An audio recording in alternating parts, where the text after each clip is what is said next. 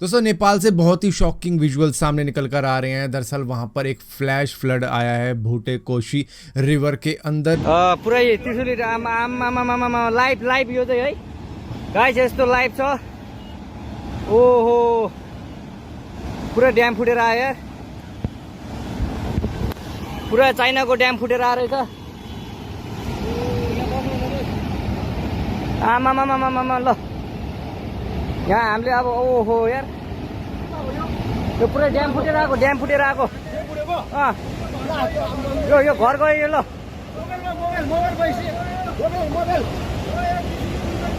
ल त्रिशुली बजारै गयो यार। ल गयो यार। ओ ए सिलास यता यता आऊ, यता आऊ, यता यता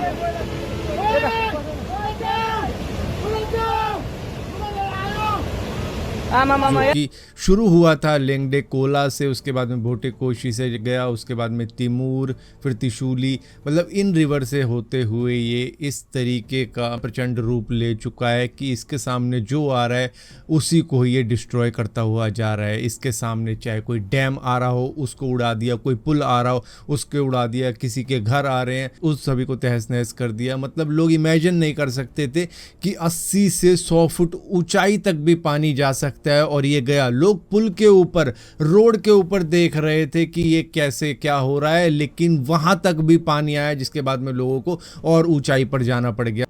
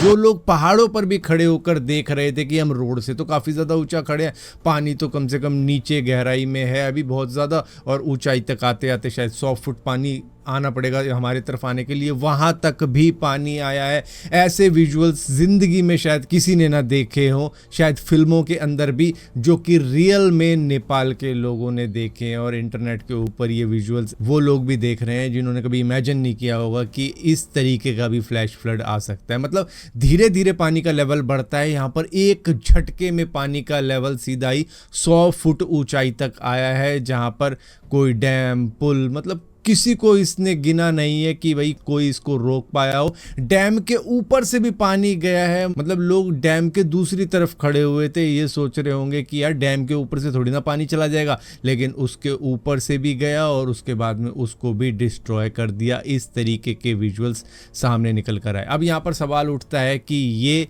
हुआ कैसे, क्या हुआ, आखिर इतना ज़्यादा पानी एकदम से ही आ गया। दरअसल बताया जा रहा है कि एक मैसिव आइस रॉक का लैंडस्लाइड हुआ था लेंगडे कोला रिवर के अंदर, जिसके बाद में वहाँ पर काफ़ी ज़्यादा ब्लॉकेज हुई, पानी रुका और इतना ज़्यादा पानी हो गया कि फिर एक बार में ही वो सारा का सारा पानी फ्लैश फ्लड की तरह निकला और उसने फिर जो भी चीज़ें सामने आई उसको उड़ा दिया। यहाँ पर चाइना के ऊपर भी ब्लेम लगाए जा रहे हैं कि चाइना ने ऐसी ऐसी कंस्ट्रक्शन कर रखी है रिवर के ऊपर जिससे कि रिवर का जो नेचुरल फ्लो है उसमें रुकावट आई है, उसमें बाधा आई है। तो यहाँ पर अभी एक्चुअली में एग्जैक्टली नहीं बताया जा सकता कि यहाँ पर दोष किसका है, लेकिन चाइना के ऊपर भी बात जा रही है, यहाँ पर लैंडस्लाइड के ऊपर भी बात जा रही है और लैंडस्लाइड का रीजन चाइना को बताया जा रहा है कि जो इन्होंने नेचुरल फ्लो रिवर का रोक रखा है, वहां पर कुछ भी बना रहे हैं, डैम बना रहे हैं, कहीं पर, और डैम टूटने तक की भी बात कही गई है, शायद चाइना को कोई डैम टूटा है, इस तरीके की भी बात सामने आ रही है। लेकिन एग्जैक्टली क्या हुआ है वो तो शायद इन्वेस्टिगेशन के बाद ही मालूम चलेगा। दोस्तों, दिल्ली के एक शख्स की रील बना दी गई 24 जुलाई 2026 को, जब वो खान मार्केट के एक कैफे के अंदर बैठा होता है, जिसकी वजह से उसने मेटा के ऊपर 2 करोड़ रुपए का लॉ सूट डाल दिया है कि भैया मुझे 2 करोड़ रुपए चाहिए कंपनसेशन के रूप में, क्योंकि एक शख्स आता है जो कि उनसे अजीबोगरीब सवाल पूछता है, उनको इंसल्ट करता है, हरासमेंट करने की कोशिश करता है, और ये सारी चीज़ें उसने रिकॉर्ड कर ली थी मेटा रेबन स्मार्ट ग्लासेस से, जिसके अंदर 4K का कैमरा भी लगा हुआ है, और उसकी रिकॉर्डिंग कर कर वो रील बना देता है, और बिना उस शख्स की परमिशन के जिसके साथ में उसने इस तरीके की चीज़ें करी, वो इंटरनेट के ऊपर उस रील को अपलोड कर देता है, इंस्टाग्राम के ऊपर इंटरनेट के ऊपर अपलोड कर देता है। जिसके बाद में जब उस वीडियो के ऊपर 4 से 5 लाख व्यू आ जाते हैं तो उसको मालूम चलता है कि भैया मेरा तो मजाक बना दिया गया है इंटरनेट के ऊपर, जिसके बाद में वो मेटा के ऊपर 2 करोड़ रुपए का कंपनसेशन की डिमांड का नोटिस डाल देता है कि भाई मेरे साथ में इस तरीके की चीज़ें की गई हैं, वो भी मेरे परमिशन के लिए बगैर, और ये सारी चीज़ें इस वजह से हुई हैं क्योंकि मेटा रेबन ग्लासेस उसने पहने हुए थे, जो कि एक स्पाईवेयर भी कहा जा सकता है, जो कि मेरी वीडियो बनाकर चला जाता है। दोस्तों, हम इंडियंस की इमेज फॉरेन कंट्री के अंदर एयरपोर्ट के ऊपर व्हील चेयर को लेके किस तरीके की है वो आप सभी को बड़े अच्छे तरीके से मालूम है।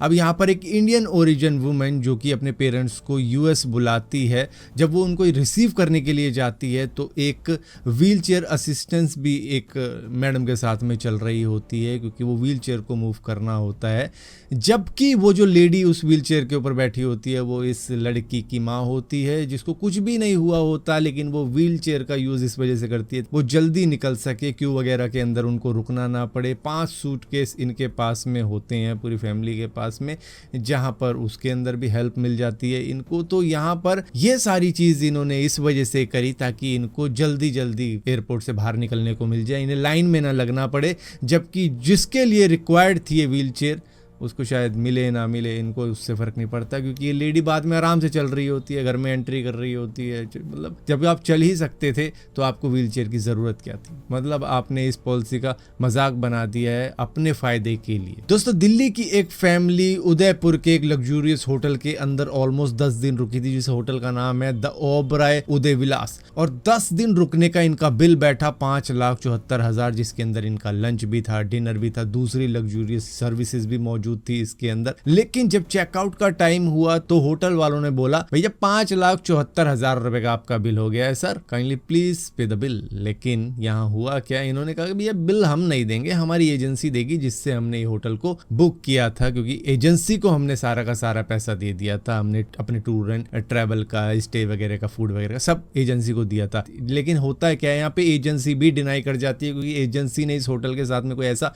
एग्रीमेंट किया ही नहीं था, जिसके बाद में यहाँ पर फ्रॉड के चार्जेस लगे हुए हैं उस कस्टमर तक के ऊपर और उस एजेंसी के भी ऊपर, जो कि लगाए हैं the Oberoi Uday Vilas hotel ने, कि भैया इन दोनों ने ही मिलके हमारे साथ में फ्रॉड कर दिया। अब दोनों में से कौन एक्चुअली में फ्रॉड है वो तो कोर्ट में ही डिसाइड होगा, लेकिन इसके ऊपर अब इन्वेस्टिगेशन चल रही है। दोस्तों, अब तक हमने ट्रेन और बसेस के अंदर तो जरूर देखा है कि लोग अपने साथ में जो घर से बनाकर खाना लेके जाते हैं उसको खा रहे होते हैं, लेकिन अब इंडिगो की फ्लाइट में भी ये देखने को मिल गया है कि एक फैमिली दावत उड़ा रही है फ्लाइट के अंदर। करीबन 15 मेंबर मौजूद थे इस इंडिगो की फ्लाइट के अंदर, जहां पर ये फैमिली होममेड फूड को निकालती है, जिसके अंदर समोसा, ढोकला, थेपला, नमकीन वगैरह चीज़ें होती है, वहां पर ये खा रहे होते हैं। अब यह होता क्या है कि जब आप क्लोज एनवायरनमेंट के अंदर अपने फूड को निकालते हो तो उसकी स्मेल फैलती है, स्मेल कह लो या फ्रेगनेंस कह लो, जो भी होती है वो फैलती है, जिससे कि कई सारे लोगों को वो गलत भी लग सकती है। मतलब अजीब लगता है यार, इन्होंने अपना खाना खोल लिया, अब सारे में वही स्मेल आ रही, तो